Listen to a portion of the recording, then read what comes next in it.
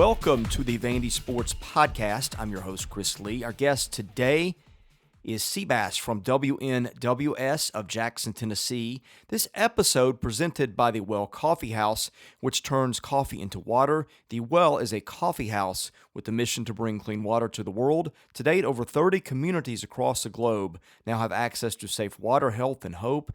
You can also make an impact by visiting a Well Coffee House location today. There are 4 locations to serve you in the Nashville area. Those are Brentwood, Green Hills, downtown, and Bellevue. You can get more information about The Well at wellcoffeehouse.org. The Well Coffee House, where coffee changes lives. We also thank our co-presenting sponsor, WellSpire, Nashville's Learning and Development Center, which is located in the Gulch. Our news is presented by Sutherland and Belk, a local injury law firm committed to helping those who have been injured in accidents. If you or someone you know has been in a wreck or other accident, reach out to Sutherland and Belk and see what your rights are. You can find their contact info online at SB Injury Law. Well, Vanderbilt loses again in men's basketball, falling to Alabama by 15 in Memorial Gym on Wednesday night. That is now 25 straight losses against Southeastern Conference teams for the men's program. The bright spot, Dylan DeSue, who had 21 points in that. That is a career high for the freshman. Our guest line, presented by Boll & Branch, started by Vanderbilt graduates Scott and Missy Tannen. I've slept on their sheets for years. They're amazing. Had no clue what I was missing until I got them. The sheets are also fair trade certified, meaning they are made under safe conditions by men and women treated and paid fairly. Try them for a month. You can return them for free, but you won't want to. Once you get the sheets, try the mattress. That was voted the best mattress of 2018. Go to bollandbranch.com. That is spelled B-O-L-L. Enter the promo code Vandy and get $50 off your first set of sheets. Seabass joins us from WNWS in Jackson, Tennessee, where he is a sports talk show host. Thanks for joining us today. And sex symbol. That kind of goes without saying. Yeah, and sex symbol. Well, just for our podcast friends who haven't had an opportunity to witness me in person. So there you go. They know by the voice alone that you were very sexy. So pretty much, sir. Yes, sir. How you doing today, my friend? I'm all right. Just counting down to baseball season and formulating survival strategies. That kind of sums it up right now. Did you say you're going to be on Survivor? Maybe. I don't know. that may pay more bills than the Vandy beat. Oh, Lordy Lou, my friend, I hear you. Who would you take from, if you had to take from the campus with you, if you could take 2 people from campus on Survivor with you to help you survive, who would it be? Honest to God, I've never watched that show, so I don't know exactly how it works. I've only seen it like 3 or 4 times, but I get the gist of it. One of them would be Tim Corbin. If he can make what he's done out of this, so he can do anything. He can keep you alive anytime. Yeah, Tim Corbin's always a good answer for anything. Mm-hmm. And the other one would have been, even though he's not on campus right now, would have been Carson Fulmer. Yeah, that was my favorite. Anybody give me any lip they can deal with Carson, they talk to him about it. He was probably my favorite athlete to ever cover there. I could see that. You know, I remember one time they were panning the dugout, and I think a couple of the other players were doing a little tomfoolery or whatever, and Carson kind of shot him a look, and I mean they whipped straight into. You know, that didn't last long. He gave him the I'm running this look, and that was it. I was doing a thing on our all-decade team. I don't know if you had a chance to read that. Carson was our number 1 starting pitcher. I had Chris Mahaffey and New York Door both chimed in. And we all picked Carson as our number 1 starter. And I was looking this up, and I could not find it. It's amazing how much info, like you'd think in the world of internet and Google, you could find stuff easily. Carson, the last game that he ever pitched for Vanderbilt, it was that game 1 of the 2015 College World Series.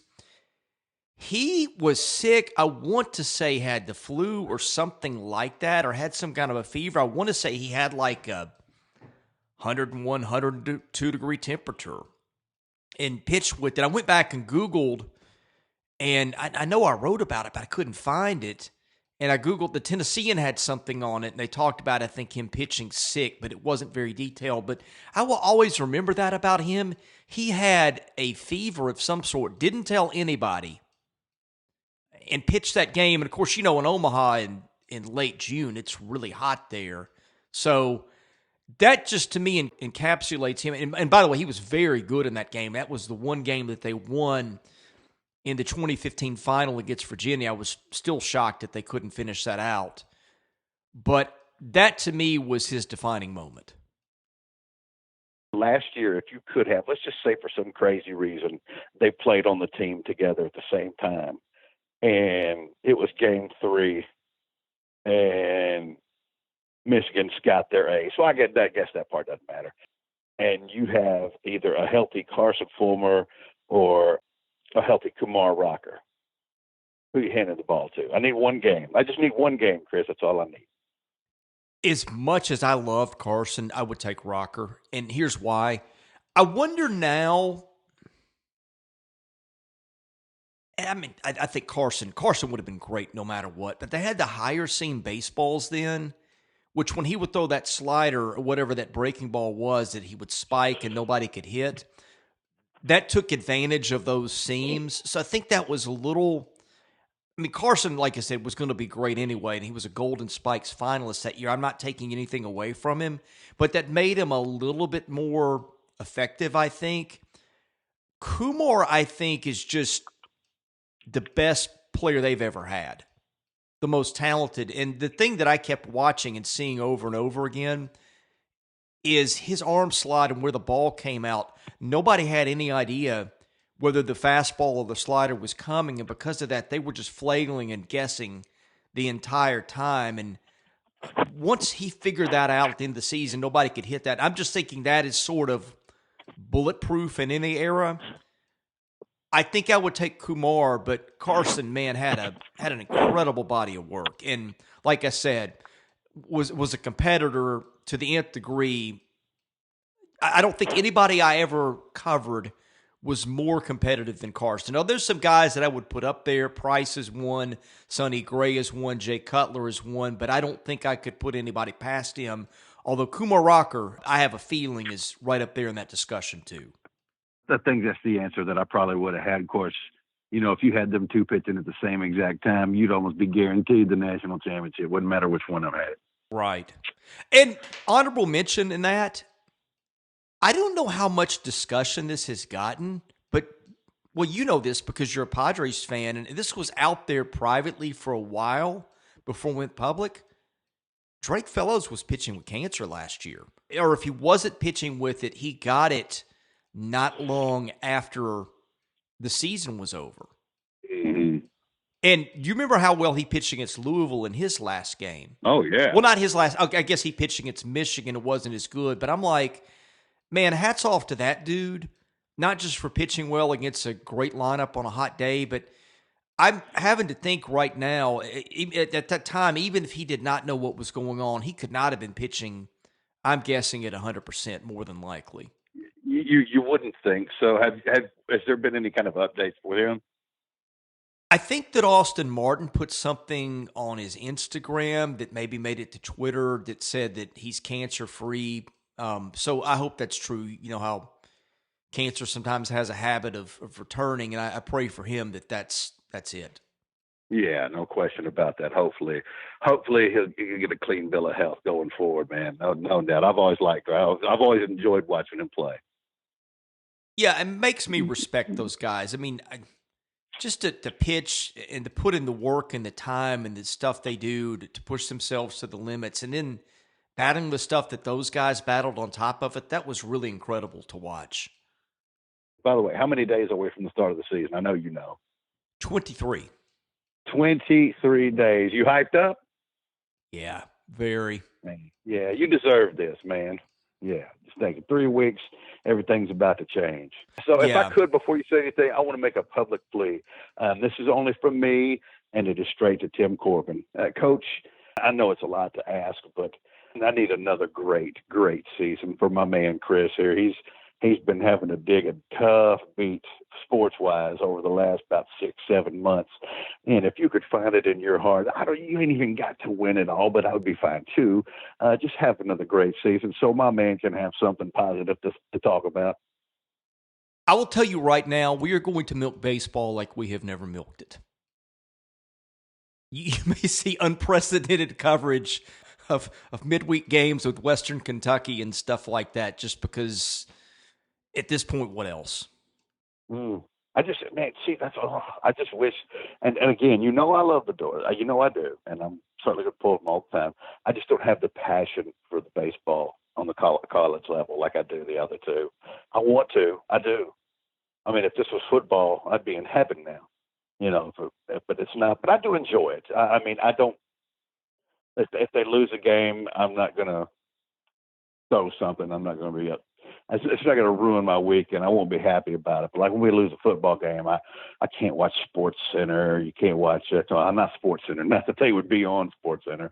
I can't watch any of the post game stuff or listen to it, or it's hard to even read some of that stuff. But with the baseball, love them. They just don't have that burning, that burning desire to be so great that you have for the other two.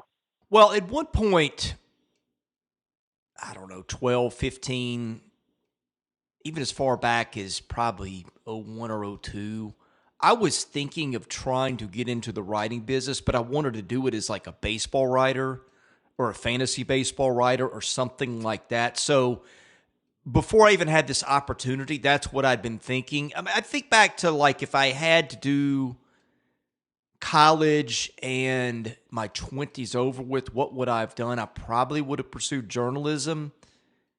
And my dream job would have maybe been to get a job as a beat writer for a major league team, although I would not have been, I don't think, mature enough to handle that. But back in my 20s, I had the energy to travel and stuff like that. And I think, like, if I had some lives to do over again, do you ever think, like, if I had 10 lives, like I could cast my lots in different ones and see what takes? I think that would have been one of them. I would have liked to have been like a Major League Baseball beat writer or something along those lines, or MLB Network or something like that. I'm not even claiming that I have the talent to do that, but I'm saying like if I could pick anything, that probably would have been it. So it is fortunate for me that I've got this baseball beat in front of me because it plays into the stuff that I already like anyway. Yeah, I'm already doing what I would do. The only thing different that I would do, I would have another gig to go along with it. The thing that I would love to do the most, I think, from a sports standpoint, is I would love to be Joe Fisher's color commentator for football. Even right now? Dude, oh, yeah. Oh, yeah. I mean, I would want to pull all my hair out, but yeah. First of all, I think Joe is phenomenal, and I think he'd be a lot of fun to work with. And yeah, sure. This won't last forever, Chris. It won't. We're kind of knee deep in it now, but this won't last forever. It won't always be this horrible. Well, we also said that last year after basketball. I mean, look, I'll put it to you like this. When Robbie Caldwell was at the press conference talking about pig something and Bobby Johnson left, did you ever think that there was a time coming in the next few years where you were going to go to 3 straight bowl games and win 9 games in 2 straight seasons, and that the only team in the SEC over that 2-year period that won more games than you was Alabama? Did you think that was possible? No. I dare you to say yes. No, but there was a difference. I think with Robbie, everybody figured he was a short-termer, so you're like, okay, they're at least going to get a restart. And when you get a restart, even if it doesn't go well, there's a little bit of a honeymoon period. And by the way, there are differences in covering this as a fan and as a writer that I'm going to bounce into here in just a second. But I think you at least knew there was an escape hatch. So like if it didn't work, they'd move on to the next guy.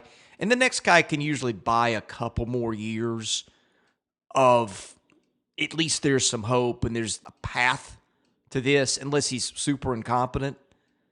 I think the difference now is in football, I think everybody feels stuck, especially with the contracts. I mean, if you make me predict right now, I'm going to say Mason's back for 2021. I know what that's like. I mean, I've been dealing with this since 2014. I've been hearing the same excuses for him in 2020 that I heard in 2014. It's like he's got some sort of immunity almost. And this is probably hyperbole. And again, this is just opinion, right? But I think that everything has a different feel with that. And look, I know as a fan, this is misery for the fan base. For a writer, it's not like I sit up in the press box at games and go, oh, crud, they're about to lose, and in my heart. No, that's not how I process. I sit there and I just kind of watch and observe, and I'm pretty detached. But the problem as a writer and a podcaster is I have to do this every day, and I have to look for angles. And your job is to tell the truth, but you don't want to depress everybody either, right? Mm-hmm. And so I found myself lately just suppressing details and things just because I don't want to be that guy. And then when they start coming out, people are like, well, why didn't you tell us this? And I'm thinking, well, if I told you that then, one of two things would have been happening. It would have been like, stop this, you're depressing us, or maybe sometimes I get this, because I've gotten this a lot in the past. You've seen it. When I've been that negative guy out there when nobody else is, and a lot of times it's because I know what's going on. And then you get questioned and you have to explain yourself. And then you find yourself either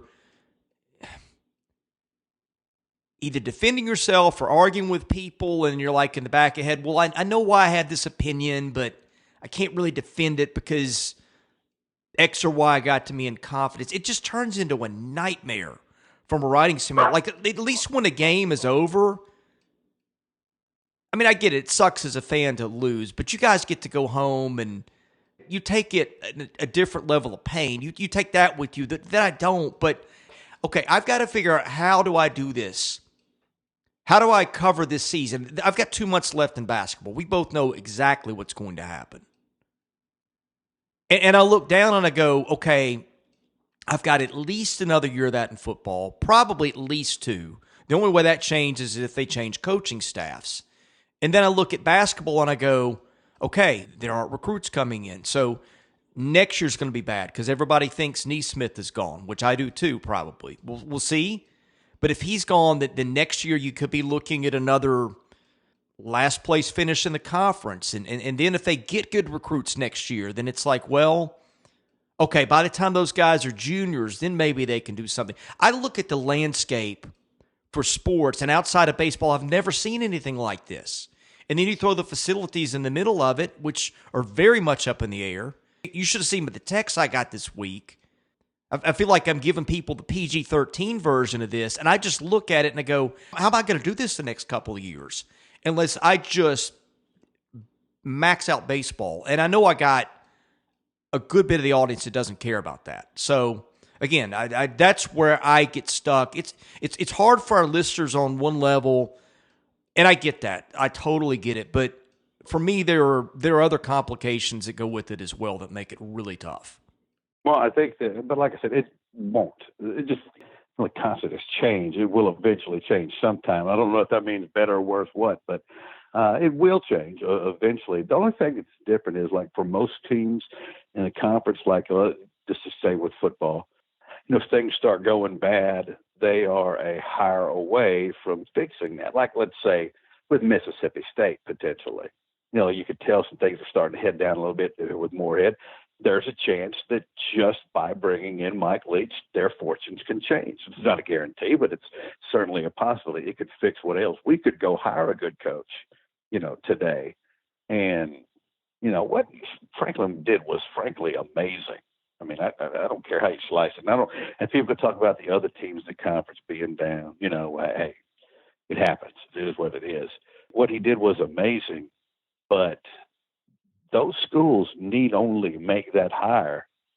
That would only partially fix the problem. If we went out and did find a great coach, that would only partially fix a major problem, because we still got to find our own school. So I don't think any other program can really relate to that. Not truly, not in our conference, because everybody else is trying to get to the top as best they possibly can, and we're not. And that's strange. There's no question to say, but it's the truth. So yeah, it'd be a whole lot tougher. But I mean, it won't be Chris. It just won't. It won't always be quite this bleak. I just wish it would hurry up and get to that part. Was that the part we were supposed to cheer everybody up? Let me tell you something. I heard these podcasts. I don't like them, but it's no one's fault. I would love to say this and that and this and that, but it wouldn't be true. And the people that listen to this podcast, right? You know what I mean? And they're going to insult those intelligence.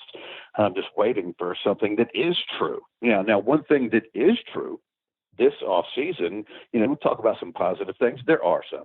This off season, I've really felt like maybe more so than any other season, because one thing that Coach Mason has not been shy of, and that's changing assistant coaches. The replacements and their potential from this hiring cycle has been, I think, the best since he's been here. Somehow you get Ted Roof come in to be your defensive coordinator. Fitch is the play caller. They got the young man from was it Aaron Henry? I think Aaron Henry, the young man from North Carolina State, who was considered one of the top 30 under 30, supposed to be a pretty good recruiter. And then getting Udeze from LSU, the former NFL player, who's supposed to be a pretty good recruiter too, getting the linebacking position. We'll see as far as coaches goes, but seems to be some good recruiters and some names that people were looking at. Frankly, I've been kind of a little bit surprised at some of the people that they've actually been able to attract here. But I'm not going to pretend that that's not a positive in the offseason, because frankly, I think from a coaching standpoint, we've maybe even significantly upgraded. If for Roof alone. There's a there's a Bill Murray Dalai Lama comment in there somewhere. So we got that going for us. But I mean, don't you agree? I mean, yeah, you can't be at the point. You cannot possibly be at the point where you cannot even look and see that Ted Roof is not a massive improvement over Jason Tarver. Come on, you have to be past that. Okay, I'm going to give you an analogy. I got a treadmill for Christmas, which I gave myself. Okay. Okay, you bought yourself a treadmill for Christmas. Which has been a wonderful investment, by the way. Very highly recommended. This is the best I've felt in years since I've been running again for a couple of weeks. And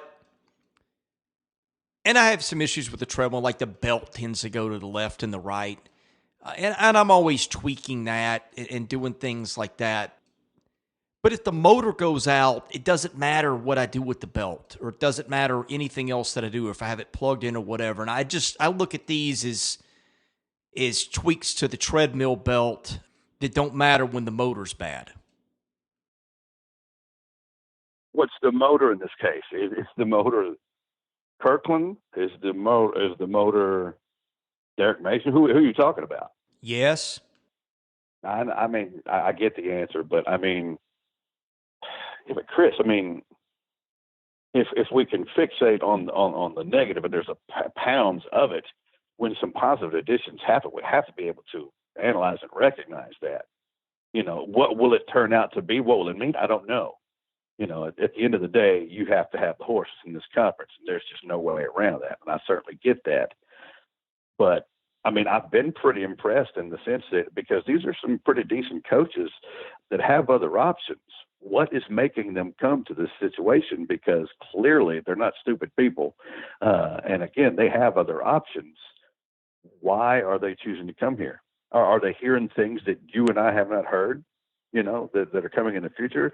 Because look, I mean, if I'm someone like a Ted Roof and I have other options, why would I attach myself here? If I know it's set up for utter failure, that only drops my stock. What are they hearing that's making them say, okay, let's see what you got? Well, they paid Ted Roof, from what I've been told, $1 million a year, which is great money for a coordinator. I'm guessing that's the carrot that's being used. Because look, if you come to Vanderbilt and fail for a year or two, and you're Ted Roof, you just go and you get another job, right?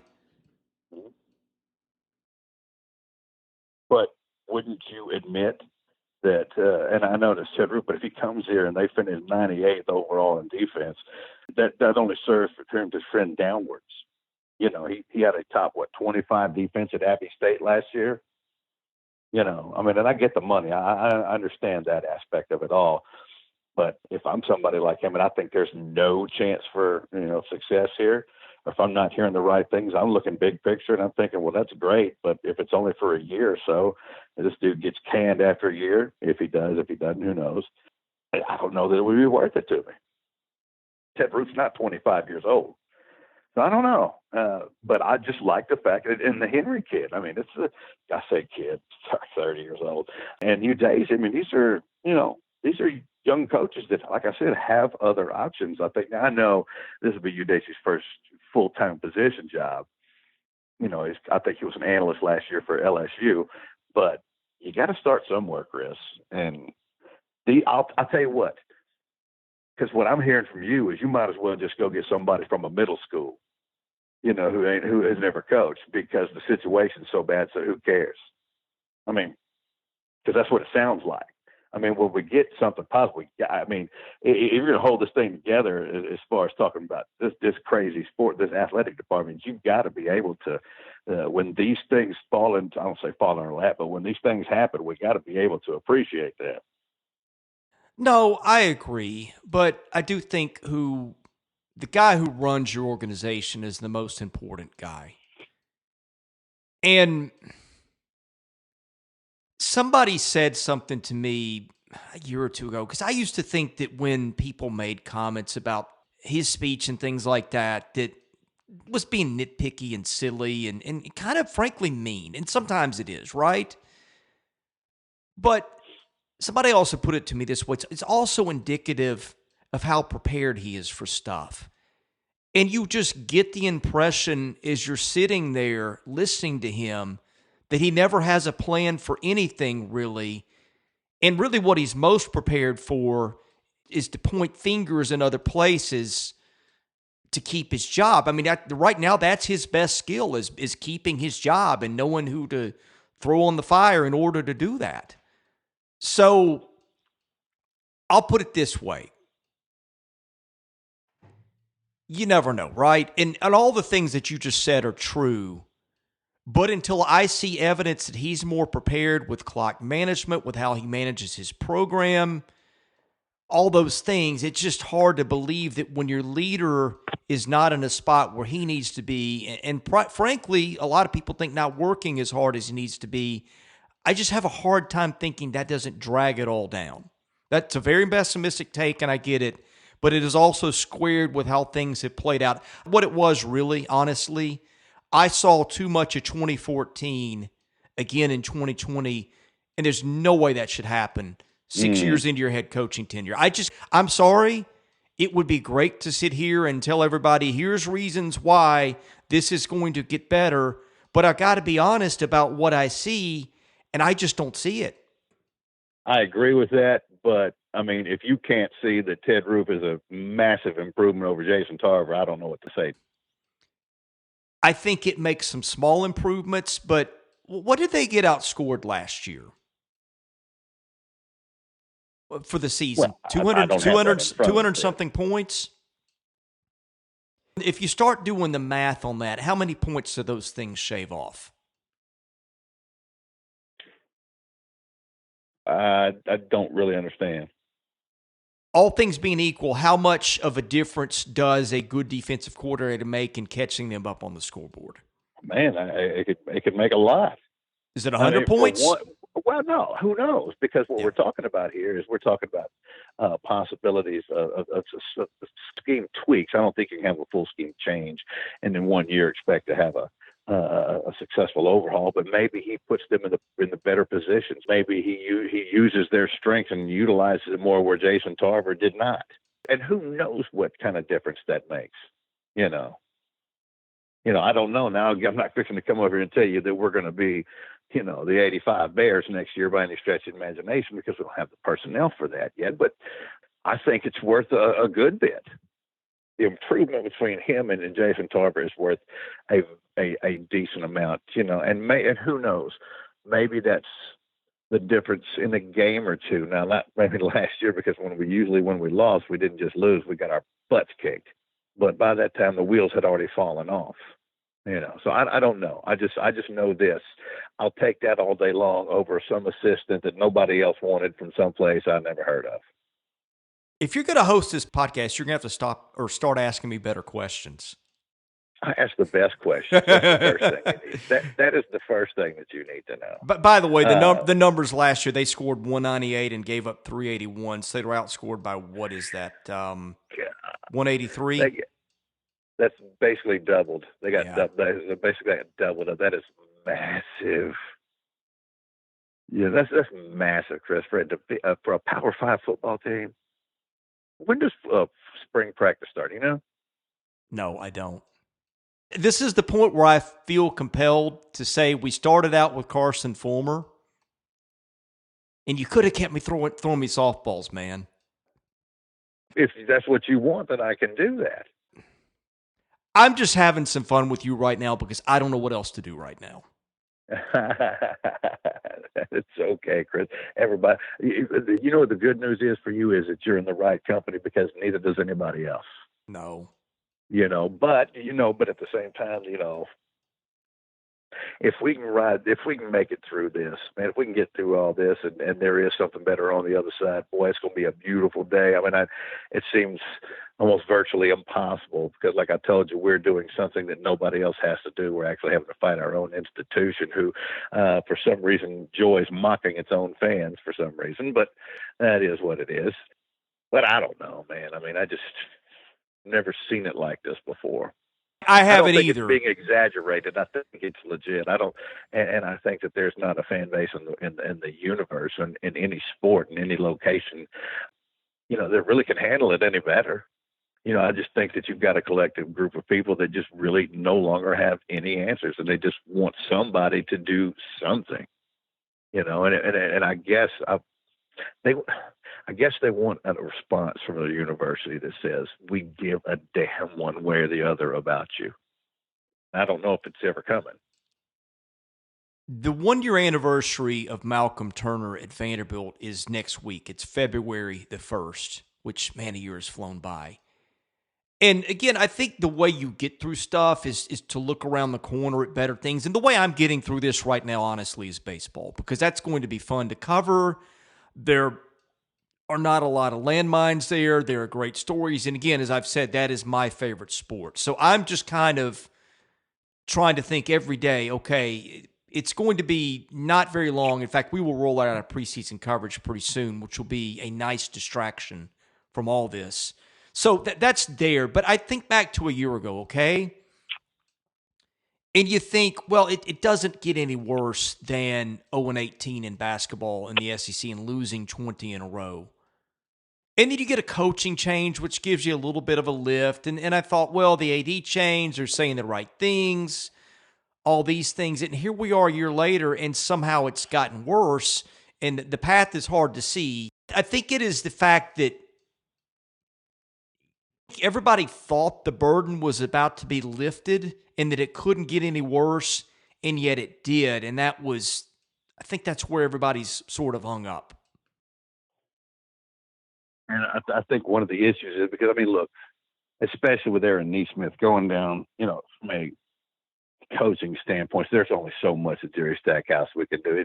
I'll just ask you this: personnel being exactly what it is right now, if you could magically replace Jerry Stackhouse tomorrow with Bruce Pearl, who's as good a coach as there is out there, could Bruce Pearl extract an SEC win out of this team, or more than multiple SEC wins with the exact personnel that they have right now? The only way anybody is beating anybody with this team is if they shoot 19% from the field or something like that on the other side. I mean, you're going to have to, if you're going to get wins, you're going to have to get a really bad performance out of the other guy. Again, that is not where my focus is at all. I mean, this year in basketball is, at this point, it's about, do they get a win somewhere to snap the streak? And other than that, most of it's immaterial, it's if they can develop players. Again, my concern, as I've been saying for a long time, has nothing to do with this year, because he gets a pass. It's can they recruit? And they're so far behind on that right now. There's my question when it comes to Coach Stackhouse. I'm just not going to hold much against him coaching wise this year. And I know in the last couple of days, David has written a couple of articles about some new offers. I think there was even a couple today, but I think they're like the class of 21 and 22 guys that are like sophomores and juniors in high school. So even if we dig them, are nowhere near being here and competing for this team. That's if they were to get them. But there were some pretty high ranking offers, but I listen to you and George and some of the other stuff, and some of the talk lately on the board is just that the lack of a real approach, a real fundamental recruiting, what's the word I'm looking for? Outline. Plan? Yeah, a plan of some kind, if you will. Because look, I don't care how many years you've played basketball in the NBA, I don't care who you are, how you can't know that recruiting is everything in collegiate athletics, and nowhere more so than in college basketball, where you flip your roster every single year. Think about it like this. Think about if John Calipari and Mike Krzyzewski, guys like that who, specialize in one and done. I'm not saying that we need to make our livings there, but what if they focused on nothing but player development?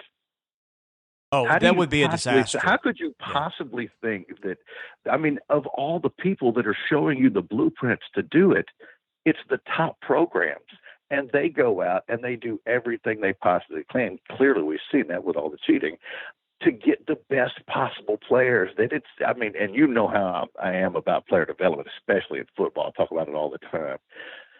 So when you're turning things over a year after year after year like that, and you really think that you're going to literally do it with a bunch of subpar players, and you can just get average high school players, and you think to yourself, I don't even really need to go out there and actively beat every bush out there, which at this point, Jerry Stackhouse and David Grace and that entire staff, that's all they should be focused on right now, is turning over every conceivable stone and sniffing around to see anybody got anything at this point that could help this program.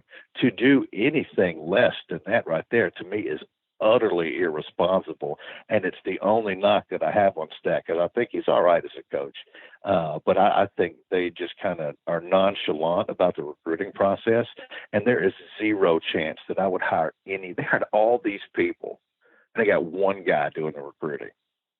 Are you kidding me? I need an analyst for this and a specialist for this. You need recruiters, dude, who are out there beating the bush and get these players in here. Then you can develop them. But you're trying to take people that are not SEC players and putting them up against one of the stoutest conferences in the entire country at this point. You think that your player development alone, you think they're not developing their players too? Of course they are. But the clay they're using is much, much more suitable and conducive for success. That needs to be his absolute 100% focus right now. And it just seems like it's just something, just something on the list that he's got to eventually do just to get the numbers there. You just got to do it, Chris. And first of all, if you're going to be in this business and you're going to do that, it's not a matter of you've got to do it. My God, you should want to do it. You should be passionate about it. It's an opportunity. We have the chance to go out and get the piece of the puzzle that can come in and change everybody's fortunes. And you look at recruiting like it's just something. Come on. It'd be your number one priority right now. Not even, and number two is not even close. Okay, I'm going to rewind kind of how they got there. And then I am going to give you something for hope, because I do see a path for him, okay? I actually see a path for basketball, whereas I don't so much for football. And here it is. This is what just bugs me to no end about Vanderbilt. It's the cute way that they do things, okay? Again, they had all these ADs lined up. And this is not critical of Malcolm Turner or Jerry Stackhouse as people or who they are. Not even saying they can't be good at their jobs, but this is the situation that Vanderbilt puts itself in. And I pointed this out in the spring, and I don't think a lot of people really understood it at the time, but now you kind of see it play out. You bring a guy into an AD, a place that has no plan and no direction, and he's never been an AD before. In life, a lot of times we can make mistakes and get ourselves off track and extinguish opportunities we have before we even have a chance to get going. And sometimes you pick yourself up later and you lose a job or you move on and you figure out, but you've blown that first chance. You are always at risk when you put somebody in a situation like that. You're at risk when you hire Malcolm Turner if you're Michigan or Florida, right? But when you're Yeah. Vanderbilt, that multiplies the risk times 100. So you put a guy in a spot where not only do you not even know where the landmines are, you don't even know what a landmine looks like. He walks into that. The Drew situation is coming unglued. He makes a change as head coach. Again, I don't judge him for that at all. But if you bring in an established AD at that point, who's got connections and contacts, his Rolodex of names, he probably goes 100 deep before he gets to Jerry Stackhouse. Again, nothing against Stackhouse. But the process plays out entirely differently than it does. What Malcolm knows is those connections from the G League mostly. And most people, when they make hires that they are comfortable with, which, again, I totally get. So what happens is he hires Stackhouse late. So you got an AD who's never been inside his school, has no idea how the rules work. There's nobody else at Vanderbilt there to tell him how that works. They could have retained maybe Jake Diebler, but they didn't. He would have given them a pathway forward. I don't think that they knew what they had in Diebler. But they chose to go elsewhere. So he gets in the job. He misses days right off the bat in the recruiting calendar where he's not on the road. He's in his office because he doesn't know any better. And again, you don't know what you don't know. I'm sure he would have been out there.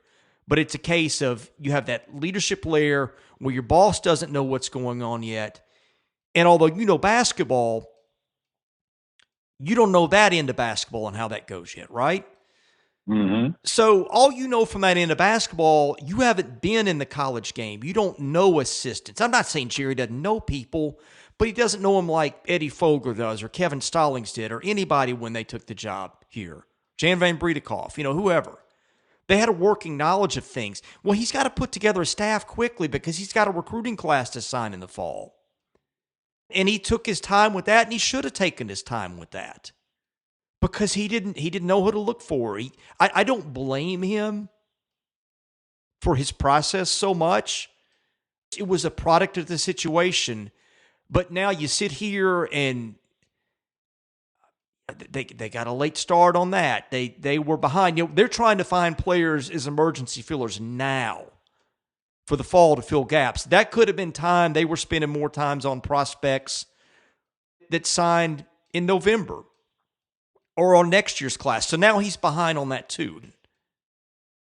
And now I know he's smart enough to figure out that, hey, I've got to get out there. But the thought on him all along, and we will see. I mean, if he wants to be here, he'll be here. But a lot of people were surprised he took that job because everybody viewed him as an NBA coach. And, of course, what approach did he take?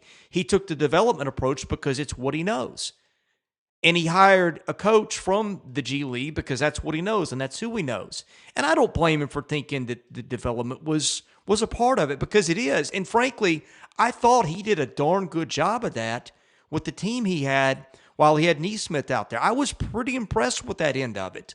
But the fact is they've got this deficit of recruiting now, and it's all because of a product of a situation. Nobody would have ever done this like Vanderbilt. And because of that, you keep hitting floors as a program that nobody else would hit because nobody else would do a process like this. The whole thing this weekend, when people pointed fingers at him and the players, I think that they are focused on a very, very minute detail. The thing that now is pertinent is how do they dig it out? Now, here's the thing. I do think he's smart. I think the players like him. Everybody that knows him likes him, and that includes me, and I don't know him that well. They are very closed off over there, and I think that's the thing that he needs to fix. Is I think it's easier to get people on your side when you were struggling if people know you. I think if people get to know Jerry, I think that helps him. I think that buys him more time. I think that keeps the Wolves at bay. I think that's one reason a lot of the ex-players were whining and griping this weekend because I don't know that it's been the open door in a lot of ways that it needs to. And when you know somebody, you like them and you're friends, you're less likely to take to Twitter and those kind of things. That's another thing that I think he needs to fix. But I could see a path where he figures this out and he says, look, we've got to get that on recruit. We've lost some time. We're going to have to double down and make that up. We get out there, we beat the bushes. Everybody's going to have to stick with us through a couple of years, but we're going to play hard. We're going to be out there in the community. We're going to try to give you something to buy into and something to watch in some angle. And maybe he pulls a Kevin Stallings, where the first few years were abysmal. But by the time Kevin had that senior class of Freegee, Lakey, Hunley, and those guys, they go to the Sweet 16 because they've been around that long, their experience. I think that there is a path there with him. I think he's bright enough to figure it out. But again, there's just no time to waste. Yeah, no doubt. Now, this team next year, what's the cat's name? Is it Harvey, the cat from Notre Dame? Yeah. In a pretend world, you got Harvey, who should be a significant contributor next year. Let's just say that, and I know the plan is for Cleveland to try to come back this year and not next year, but let's just pretend like that's not the case. And it's next year. And maybe Aaron doesn't hear what he needs to hear, though I can't imagine. And I mean, because you know how I am. I feel like if a prospect is where he is, unless he's got significant room to change something, I think Aaron Neesmith is who he is. He's a scorer. He's a long scorer in the NBA. Dude can shoot. Dude can finish. He's a very good NBA player, at least prospect wise. And you start looking at it, well, what if this team next year had Cleavon Brown and Harvey and Aaron Neesmith and senior and Saban Lee and Pippen Jr. as a sophomore and some of these things? Then all of a sudden that almost looks like a roster that's not going to make the NCAA tournament, but that starts winning some SEC games. If Neesmith comes back, and I don't think he will, but just for sake of your argument, he comes back. If Brown redshirts again, that's contradicting what I'm hearing, but just if it is, they add Harvey, who wasn't a very efficient shooter at Notre Dame, and that's my concern about him. But you put him in there with Lee and Neesmith and those guys, throw Brown in there. You figure Obina is going to develop a little bit more. They get a little bit more out of the guys that return just because kids get better. Yeah, I mean, all of a sudden that's a path to where, some things go right. They make the NIT, maybe. Maybe if it goes crazy well, they sneak into the NCAAs. I would love for you to be right on that because that gives me a path to something other than this. Yeah, and then, of course, a name neither one of us mentioned, but, and I think he still has a long way to go, but he has potential and he clearly has length. He kind of lumbers a little bit to me, and maybe you don't agree with that, and that's Dessou. He's shown potential. He's had a couple double-doubles early in his freshman year, and he's got potential. I'm not sure just what he would specialize in just yet, but he plays hard, and then he's got length, and he's capable of shooting from the outside. I'd like to see him be a little bit more versatile in his game and getting to the rim, maybe getting on the block. He'd have to get a little more weight to do that, I think, but he's not without potential. Well, the one thing we can't do is waste scholarships on players who are clearly, at best, the 7, the 8, 9, 10, and everybody has bench players. I get that, but a lot of times those are guys who had plenty of potential, but they just got a stacked roster in front of them. We can't be littering this roster with people who are clearly not major college basketball prospects. No. And again, that's where he was between a rock and a hard place. Right. Because he had to take a chance on some of those guys like Wright and Yankovic just because they needed bodies. And that's where I felt like even before he spent his first day in his office, that's where I felt like this was really going to be an uphill battle for him on top of everything else. Yeah, of course, and I'll tell you the thing about Wright. I mean, he'd say he's overly talented in that sense, but I mean, he's got some skills and he plays hard. I could see a guy like that by the time he's a junior being a real contributor to this basketball team, like a 6-man off the bench coming in and giving you 8 and 6 a game. I could live with that. I don't know that that's one. I don't know. I just have a hard time seeing the skills there.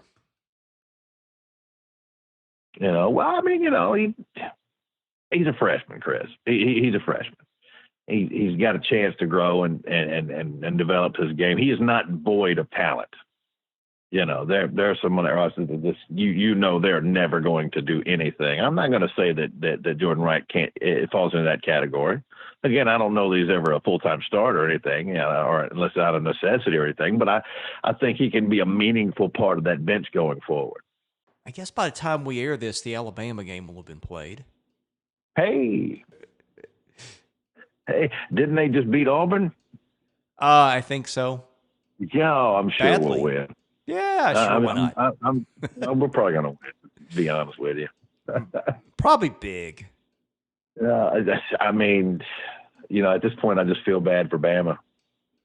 I think we all feel bad for Bama. We're all saying this stuff, it's acting as if this team couldn't beat a community rec center team, but golly, Bill, I mean, don't you ever just feel snake bitten sometimes? I mean, this team, look, they gave the SMU game away. They did. But, what is our conversation this afternoon if they hold on and beat SMU? And we remember the way they played the Auburn game, and what if Neesmith doesn't go down? Maybe we're having a whole big, fat, different discussion at this point. Let me ask you this. Ask me this. Would you just take one random win at some point in the schedule and call it a day, just so that streak is over and nobody has to talk about it anymore? Would I take it as opposed to what? Well, in other words, would you rather take one win or just whatever's behind door number 2, which is play out the season as it is? Well, door number 2 only is going to be extremely limited. This team can't possibly win more than one SEC game that I can see. You never know, but that would be highly unlikely. Yeah, man, and I want it. And you know what else, Chris? I want it for these boys. You know what I mean? They're still out there lifting all the time and running and trying to get this thing done. It's not for want of effort on their part. But yeah, man. Think about this for a second, Chris. Think about working your butt off, training, getting up early, lifting weights, running, doing stairs, stadium steps, all this other stuff, practicing, getting barked at all the time, watching film sessions, and losing every time you go out. It makes you just want to not do it. But when you go out there, and even if look, we win tonight, we're probably going to get blown out by 30 the next game. Man, you got to have something to look forward to. I do feel really bad for those kids. And the one that I feel the worst for is Saban Lee, because he's now 2 years in a row, I'd say at least half the games, he's up there facing the media after games. And this is 24 of these in a row now. And you get the same questions, and it's already bad enough to have to go through that and then come and do that afterwards. And I know he doesn't want to be there, but man, hats off to that kid. He's the one that had to sit there and take the questions about the streak after they've been booed. That was a really tough spot. And that was one of those that, like, if I'd seen him in the hallway afterwards, I would have said, man, I got a lot of respect for the way you handle it. Cause he's the one, you never lose sight of the fact that you're covering kids. Of course not. But we don't talk about that on the podcast much.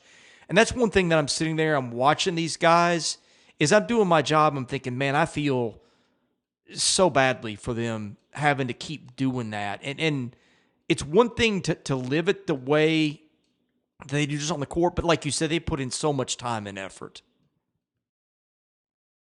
And then they look and they see nobody's coming to the games anymore. And God help them if they read the message boards and social media. Yeah, it's got to be tough. So, yeah, I would definitely take that win for them, just for them to be able to experience that, to not have to sit there and because, nobody ever even finished winless in the conference before last year, right? I think 52-53 Georgia Tech did, but it's been a while. Nobody's ever done it in the era of as many games as they play now. And they're staring straight in the face. They're staring at doing it 2 years in a row. That's almost impossible. it shouldn't even be possible. So, I need them boys to taste that victory in a conference game, because they work their butts off and it sucks. And most of this is not their own volition. The other side of the coin is, like I said, we've had some crap luck. 14 months ago, we were trying to see where we could squeeze some minutes in for Saban Lee. Yeah. You know what I mean? And now it's like he's one of the only people who can dribble the ball into the front court. I've got the obligatory mailbag question if you want to do that. I think you've already answered it, but we're going to do it anyway. The obligatory mailbag. I mean, there's only one question. There's only one question. The answer is yes, I would, and Anne Hathaway.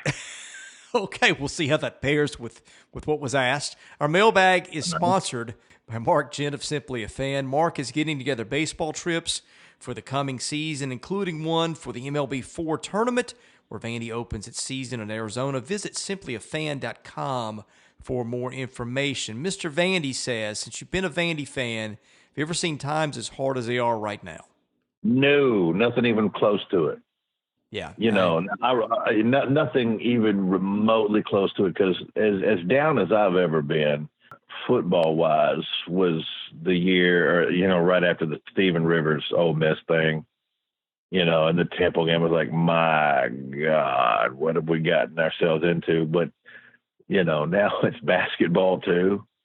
Mr. Vandy, do I have the right AD? I mean, is the new chancellor going to give a flip about athletics, or are we just doomed? There's not a lot of answers. Now, like I said, I have to believe that change is kind of, and look, change is constant. That's for sure. Now, the good news is, I mean, Chris, there truly is nowhere to go but up.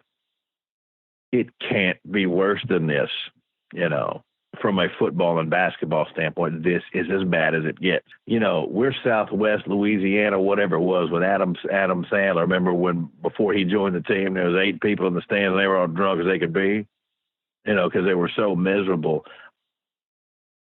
But, there was always at least something to cling to, like, well, the basketball team would be pretty good, But in this case, it's tough on both ends, and and up in the athletic department, and I don't know where the answers are coming from, because I don't know if anybody up there cares at all. Before you come back lecturing us on how we're supposed to handle ourselves, well, then you need to deliver on your ends. Because I got news for you. There is no fan base in America. You didn't like the reaction? Too bad. The reaction you got was 5 million times more mild than you would get at the 13th ranked SEC team in this conference, much less the rest of it and all over America. Frankly, I think that lifelong Vanderbilt fans who have made it through and that are still along today deserve some type of medal, because they're cut from an extraordinary cloth that, frankly, 99% of fan bases just don't possess. I'll put it to you like this. I live in the middle of, not even in the middle, in the western portion of Tennessee. I live in West Tennessee, Chris. And while Tennessee still certainly rings the day, we are inundated by a bunch of quote unquote Alabama fans here who couldn't tell you who their basketball coach is if you had a gun to their head. They're not really Alabama fans. They're fans of winning. And I get it. It's the nature of people. But this fan base here, the people that have somehow stuck through all of this with a university that has shown them very little that they themselves even care whether this athletic department wins or loses, and yet they're still here. For those people, man, it's Miller time, man. They deserve a break today, and every other commercial cliche that you can think of, But to answer your question, has it ever been this bad for me? No, this is the worst I've ever seen it. Well, I'm going to close with one thing, and this does not reflect the opinions of the people inside Vanderbilt Athletics, because I think a lot of those people very much care. The day that the university stops acting as if it is above its fans, that they don't even deserve to be addressed or have their concerns heard or anything, I mean at a university level, is the time, my opinion, of those people starts going way up. I'm quite aware there are plenty of people over there in that athletic department that are as frustrated as you and me and the rest of this fan base. And there's only so much that they can do. And I'm not talking to them, and I hope they understand that. And Chris isn't either. That's not who we're talking to. You can only do what you can do. It's the rest of those sapsuckers who abhor athletics or simply look down at this fan base, down their nose as if we don't matter. And maybe we don't. I don't know. Maybe in the grand scheme of things, we don't matter. But I've made it 47 years. I'm sure I'll make it another 47. I'm not going anywhere, but it's time for answers. I think Malcolm Turner, I met him at a football game, so I'm not saying I'd never see him at an event, but Malcolm, you got to be there. You have to be, win or lose, you have to be at these games. The people that are there need to see you there, and your message needs to be loud and strong and with a clear plan. We can't just sit back and say, have some people drop little crumbs and say, something's coming. We can't tell you what it is. We don't know when it's going to be. Maybe you'll like it, maybe you won't. But we're not going to tell you anything. And you just need to sit back and wait on it. Well, that's not reality. That ain't the way it works. You can't tell somebody who hasn't eaten anything in 10 days, well, you're going to get something eventually. That doesn't really help them out very much. We need answers. If anybody over there has any interest in this fan base staying together at all, what is left of it, then you need to step up to the plate and you need to provide answers and you need to provide direction and show people something to give them hope that something's coming. I'm saying it because we've got nothing left. That's all there is. That's what I have to cling to. But for them to think that it can just, because they have to know the situation and they have to listen to the sports talk and the radio and the internet there in Nashville and Middle Tennessee. They know how we feel. I'm quite sure of that. But to just not, I'm not saying you come back and respond to message board posts, but what I'm talking about, Chris. The one positive thing is the matching of that $5 million gift from the alumni, I think from Seattle, I think it was. And that was great. That's wonderful, but we need to see your plan for this future. Because God knows the on-field and on-court things are not going to be able to solidify this thing. We need some type of direction somehow. There's no way you would make an academic plan like this. No way you would make a business model like this. You need to treat the athletic department and the athletic plan with the same type of fervence that you would attack the other things. Because if you don't, what you're saying is our mission statement is hypocritical at best. Yeah, well, we could do another podcast about that, but we won't. We could. That may be what we're left with. But we could. Doors fans, it's going to get better. It is. It is. We're going to here's what's going to happen, Chris. You ready for this? In 2023, in his senior year, Ken Seals is going to lead the Commodores over Tennessee in the final game to clinch the SEC championship, where they will play Arkansas in the SEC championship. And Jerry Stackhouse in his fifth year will lead the Commodores to their second straight regular season SEC title and get them to the Elite Eight, and they lose on a half-court buzzer beater, bank off the backboard to Hofstra, 74-73. Oh, and Tim Corbin takes the San Diego Padre job. With that, I'll let you go. Tell people where they can find your show and your Twitter handle, please. Well, right now you can find me through the Looking Glass. You can find me at Cheap Seats Bass on Twitter. You can listen to the show 6 to 8 p.m. Monday through Friday, 101.5 in Jackson, Tennessee, my friend. See you later, buddy. Bye, buddy. He's Seabass. I'm Chris Lee. Thanks for listening to the Vandy Sports Podcast. We have more episodes coming your way very soon.